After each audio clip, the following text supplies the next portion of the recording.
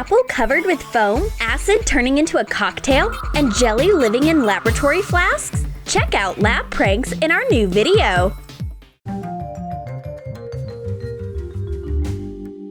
Passions are running high in our biochemistry lab because a breakthrough invention is on the verge of discovery. But there is a problem. Two outstanding scientists, gurus of chemistry, share one lab.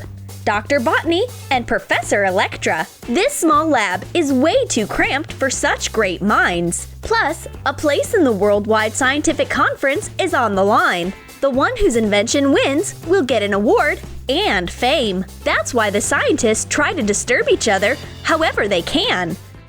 Professor Electra has brought new samples of her material into the lab. Dr. Botany immediately wants to sniff out what kind of substance is in the beakers.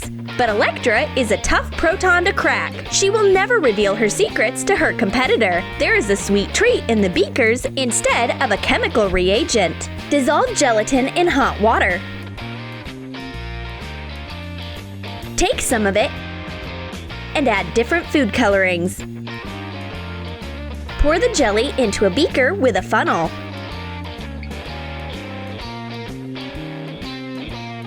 Dr. Botany is trying to start the chemical reaction of the substances, but this beaker has only one reaction. It freezes and doesn't move because there is jelly inside. I got you, Botany! Next time, you will know that taking someone else's samples is bad manners. Dr. Botany is working on a space-time transmitter. The atmosphere in the lab is very tense. Even the fuses can't stand the combined power of her mind and the soldering iron. What should she do now? Electra is not happy about this at all. She had to stop her Brad Pitt cloning experiment in her corner. The lights in the entire building went out. At least one scientist has bright ideas. Electra shows a trick with an energy-saving bulb. Place it near a plasma globe and it lights up. The lamp is placed in the electromagnetic field produced by the globe and starts shining. But once you move it away from the globe, it fades. This way, you can make even a broken fluorescent or neon lamp work. These are the wonders of physics.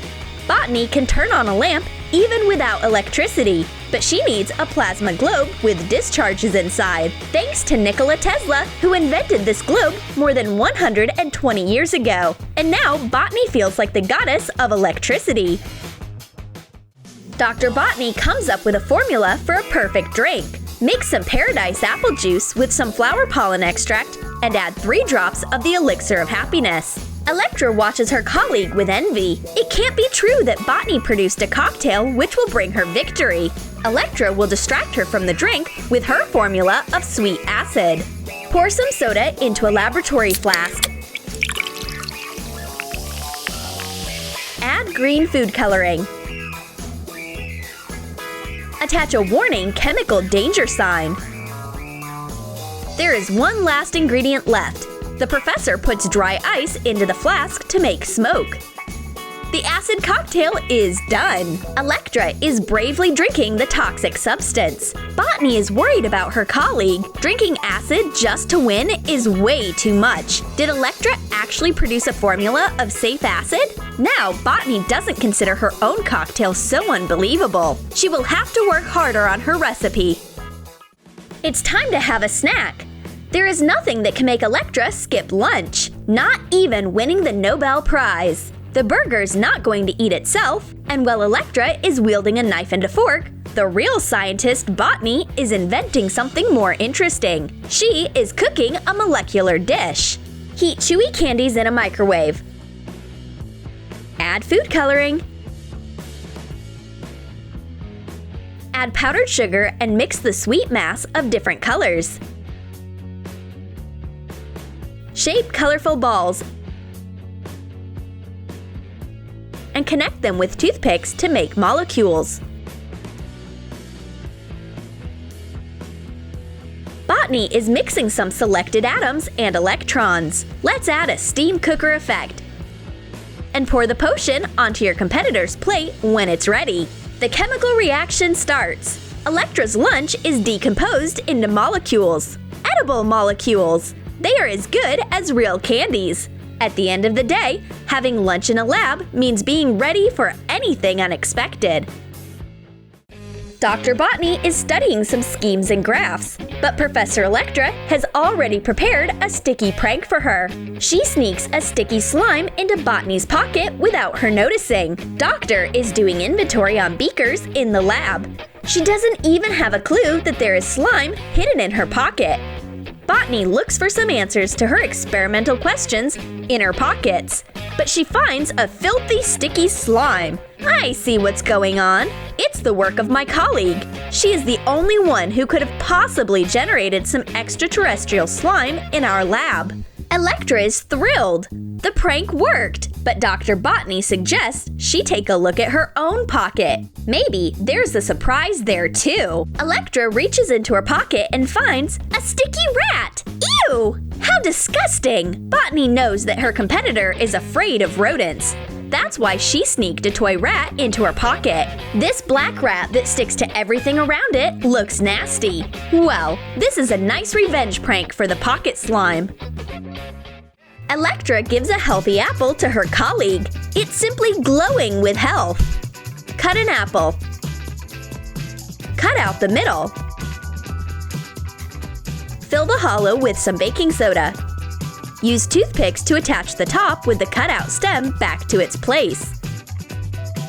Pour vinegar through the hole. Dr. Botany remembers the fairy tale about Snow White very well. That's why she's studying the apple very closely. But she can't see anything different about it. But Electra can surprise her friend. She pours some mysterious substance into the apple, and a reaction starts quickly. The apple starts sizzling and foaming. How interesting! It's not an apple, it's a little volcano. But it smells pretty bad. Of course! Because there is baking soda and vinegar filling that doesn't go well with the apple's natural chemistry. Anyway, the experiment was certainly a success.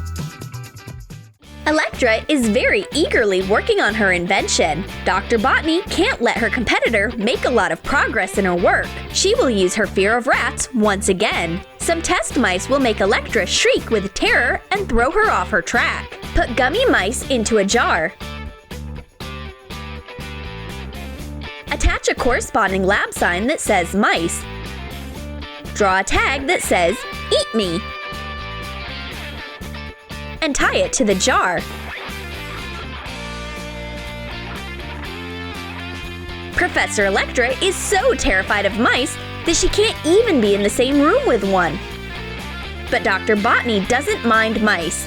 She eats a mouse straight from the jar. Electra can't even imagine how this snack tastes. Apparently, Botany awoke her inner Catwoman. This display is so shocking that Electra gives up. But Botany assures her that these mice aren't disgusting at all because they are made out of jelly. Nevertheless, that doesn't calm her down. So long as this jelly candy is shaped like a mouse, it's not edible. Tensions are still running high in our lab. Botany has just noticed that Electra stole her research, but Electra is convinced otherwise. What have we started? A fight of intelligence and the doctorate. The lab is even full of smoke. Our gurus of science use notes of their research as weapons. They calm down a bit and remember that they are still friends. And no inventions can ruin that. They give each other cute presents to make up for what they've done. Dr. Botany made a magnifying glass. Make a handle and ring for a magnifying glass from light black clay. Connect the pieces. Attach clear plastic cut out from a folder instead of a magnifying lens. Attach toy eyes on top. And Professor Electra made stylish lab glasses. Attach soft mini Pompoms to plastic safety glasses.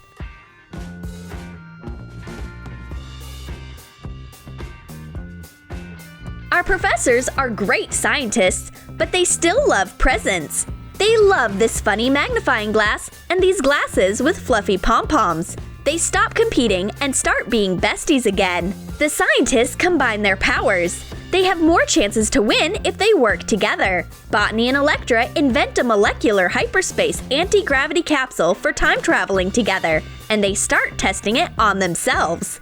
Let's hope that we will still see them in real time. Did you like our lab pranks? Then write in the comments which experimental pranks you would like to pull off.